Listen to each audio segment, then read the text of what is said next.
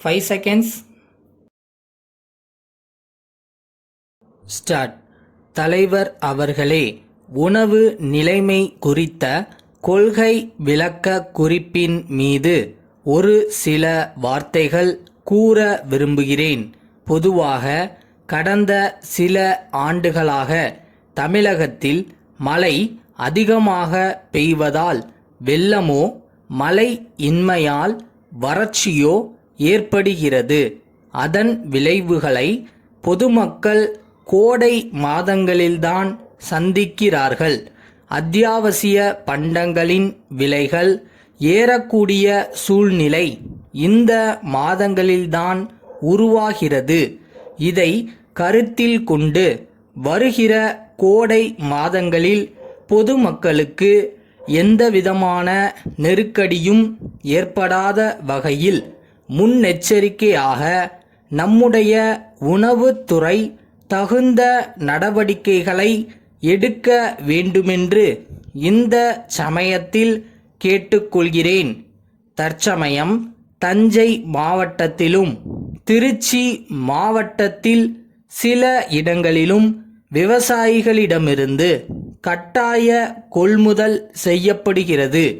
பொது விநியோக முறையின் கீழ் ஏழை எளிய மக்களுக்கு அரிசி கிடைக்கவும், சத்துணவு திட்டத்தை நடைமுறைப்படுத்தவும் போதுமான அரிசி கையிருப்பில் இருக்க வேண்டியது மிகவும் அவசியம்.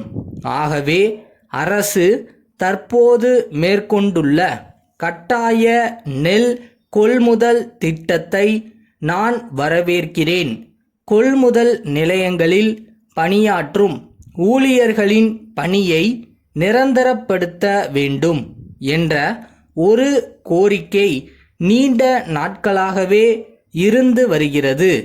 அந்த கோரிக்கையையும் அவர்களுடைய மற்ற வேண்டுகோள்களையும் அரசு பரிவுடன் பரிசீலித்தால் அந்த ஊழியர்கள் தங்கள் பணியில் ஊக்கத்துடன் ஈடுபட உதவியாக இருக்கும் என்பதை இந்த நேரத்தில் தெரிவித்துக் கொள்ள விரும்புகிறேன். நமது மாநிலத்தை பொறுத்தவரையில் அரிசிக்கு அடுத்தபடியாக பருப்பு முக்கிய உணவுப் பொருளாக இருக்கிறது. பருப்பு இல்லாமல் கல்யாணமா என்று ஒரு பழமொழி தமிழ்நாட்டில் வழங்கி வருகிறது. முக்கியமாக அசைவ உணவு சாப்பிடும் பழக்கம் இல்லாதவர்கள் பருப்பு வகைகளை அதிகம் உணவில் சேர்த்து கொள்வது அவர்களுடைய உடல் நலத்திற்கு நல்லது என்று மருத்துவர்கள் கூறுகிறார்கள். பருப்பு சாகுபடியை அதிகரிப்பதற்காக நாம் ஒரு சிறப்பு திட்டத்தை நடைமுறைப்படுத்தி வந்தாலும் கூட நமது தேவைகளுக்கு நாம் இப்போதும் வட மாநிலங்களையே நம்பி இருக்க வேண்டிய சூழ்நிலை இருக்கிறது. ஆகவே நாம் ஒரு விஷயத்தில் முன்னெச்சரிக்கையாக இருக்க வேண்டி இருக்கிறது. துவரம் பருப்புடன் அதை போலவே தோற்றம் அளிக்கிற ஆனால் தீராத வியாதிகளுக்கு காரணமாக இருக்கிற வேறு ஒரு பருப்பு வகை கலப்படம் செய்யப்படுகிறது. அவ்வாறு கலப்படம் செய்யப்படுவது வட மாநிலங்களில் சில இடங்களில் கண்டுபிடிக்கப்பட்டிருப்பதாக பத்திரிகைகளில் செய்தி வந்திருக்கிறது. இதை மனதில் கொண்டு உணவு பொருள்களில் குறிப்பாக பருப்பு வகைகளில் கலப்படம் நடைபெறாமல் கண்காணிக்க அரசு எல்லாவிதமான நடவடிக்கைகளையும் எடுத்துக்கொள்ள வேண்டுமென்று கேட்டுக்கொள்கிறேன். அடுத்து, உணவகங்களில் வழங்கப்படும் உணவுப் பொருள்களின் விலை நாளுக்கு நாள் உயர்ந்து கொண்டே போகிறது. விலை குறைக்கப்பட்டால் தரமும் அளவும் குறைந்து விடுகிறது. இதற்கு நடவடிக்கை எடுக்க வேண்டுமென்று கேட்டுக்கொள்கிறேன். சென்னை அண்ணா நகரில் உள்ள தேவி அழகு நிலையத்தின் மேலாளர், மதுரை அருள்நகர் மாதர் சங்க செயலருக்கு எழுதிய கடிதம். அன்புடையீர், தங்கள் கடிதம் கிடைக்கப் பெற்றோம்.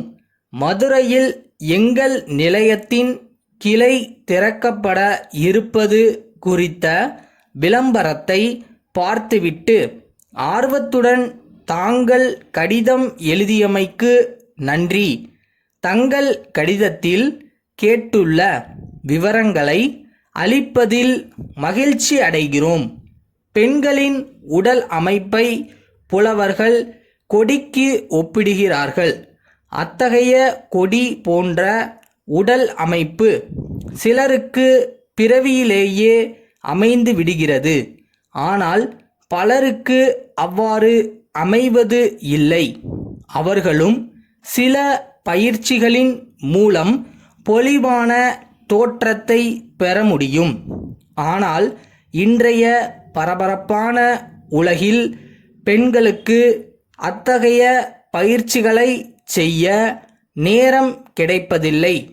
எனவே எளிய முறையில் சீரான உடல் அமைப்பை எல்லா வயதினரும் பெற எங்கள் நிலையம் முனைகிறது. எங்கள் எளிதான முறைகள் விஞ்ஞான பூர்வமானவை. இந்த முறைகள் மேல் நாடுகளில் வெற்றிகரமான விளைவுகளை ஏற்படுத்தி உள்ளதால் உடல் நலத்திற்கு ஊறு விளைவிப்பதில்லை. நீராவி குளியல் வசதி, சிகை அலங்கார நிலையம் மற்றும் ஒப்பனை செய்யும் பணியும் உண்டு. தங்கள் நம்பிக்கையுள்ள